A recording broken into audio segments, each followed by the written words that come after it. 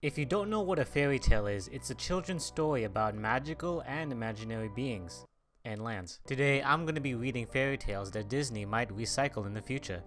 Once upon a time, there was a boy named Jack who lived with his mother. They have no money and all they have left was a cow. Alright Jack, you better sell the cow for money. Don't get anything else other than money. You got it? Fortunately, Jack managed to sell the cow. For money? Nope. Jack met a strange man and he was like, I'll give you 5 magic beans for your cow. Did Jack accept? Of course. He traded his cow for 5 magic beans. Feeling confident, Jack returned home to his mother with the good news. Good news, I traded the cow. Really? How much?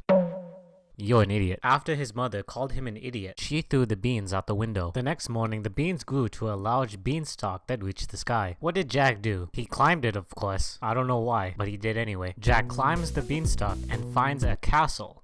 Or a house. Once inside, he saw a sleeping giant and a bag of gold coins. Guess what he did? Jack took the bag, dropped it down the beanstalk like a psychopath, and lived happily with his mother with the coins he stole. Is the story over? Nope. Turns out, Jack gambled all the money and lost it all. Nah, just kidding. The money went out after a while. Back to the old grind, Jack climbed the beanstalk once again for more stealing. This time, a hen that lays golden eggs. When the giant fell asleep, Jack took the hen and climbed down the beanstalk. Look at this. Now I have a money printer. Is the story over or not? Yes. Jack has been enjoying stealing from the giant and wants more. And the next thing on the list is a golden harp that plays beautiful music. Jack climbed the beanstalk, entered the house, took the harp.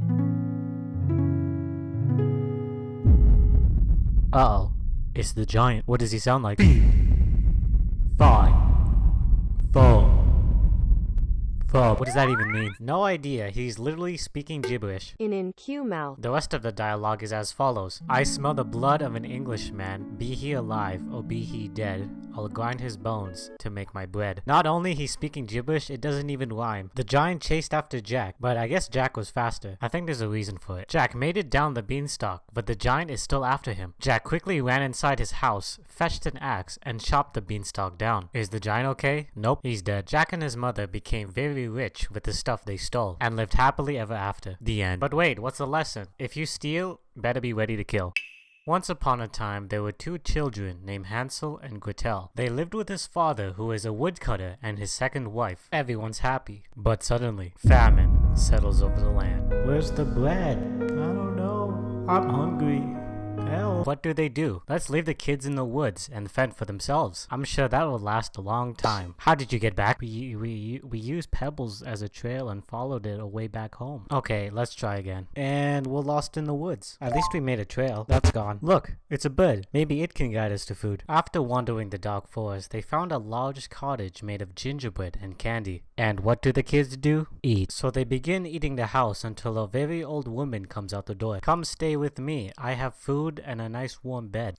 The kids agreed, not knowing that the old woman is actually a wicked witch who eats children. Then again, this is an old woman we're talking about. Let's wait and find out. Hansel is caged and Gretel is enslaved by the witch. The witch fattens Hansel with all sorts of food, except Gretel, she gets crab shells. Hey, Hansel, are you fat yet? Said the witch. The witch couldn't really see that well. Anyway, a week has passed, so I guess the witch was being a little impatient. Fat, lean, doesn't matter. I'm still getting that protein. Gretel, said the witch, can you check inside the oven to see if it's hot enough? Hansel, who is 2 steps ahead of the witch, was like, I don't know how. Can you show me? The old woman was like, the door is big enough. Look, I could even get in myself. Guess what Gretel did? She pushed her inside the oven and the witch slowly burned to death. The witch is dead and the kids are saved. Now what? Stealing. They go to the witch's house and steal all their jewels. United back with his father, the mother died for some reason, and lived happily ever after. What is the lesson here is, if strangers are going to kill you, let them treat you well, then kill them, and steal the stuff.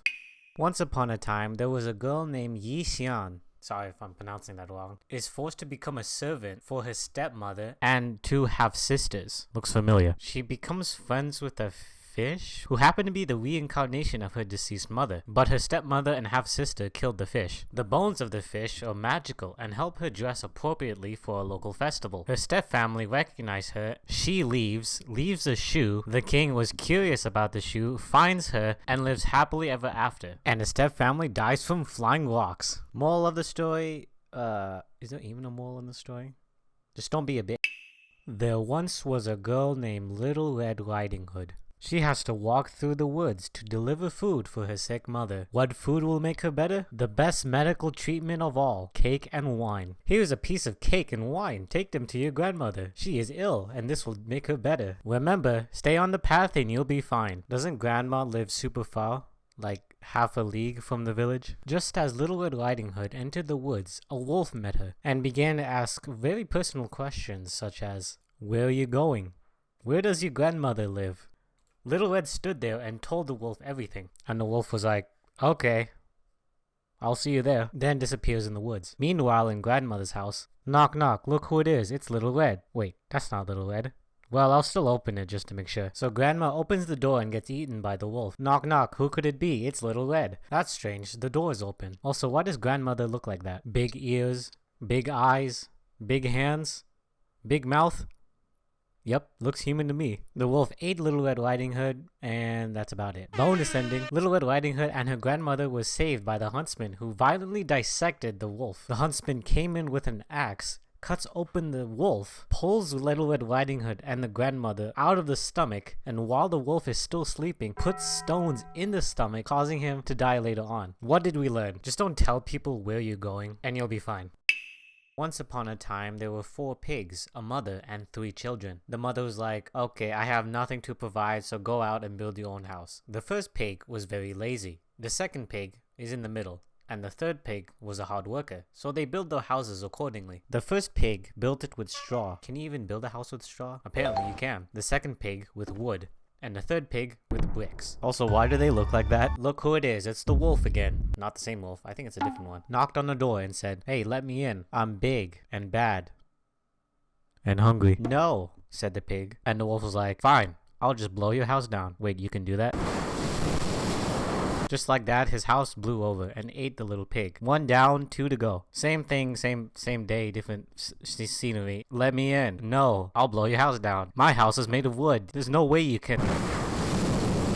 2 down, 1 to go. Same encounter, different Pokemon. Wolf was like, let me in, please. No. Okay. He huffed and he puffed, but he couldn't blow the house down. Plan B, go up the chimney and eat the pig from there. Just as the wolf fell down the chimney, the pig placed a pot of boiling hot water at the bottom. The wolf fell in the pot, and the pig ate him for supper. Hold on a second. If the wolf ate the pig, and the pig ate the wolf, is that cannibalism? I guess the moral of the story is to not be lazy, and work hard, and build a better house.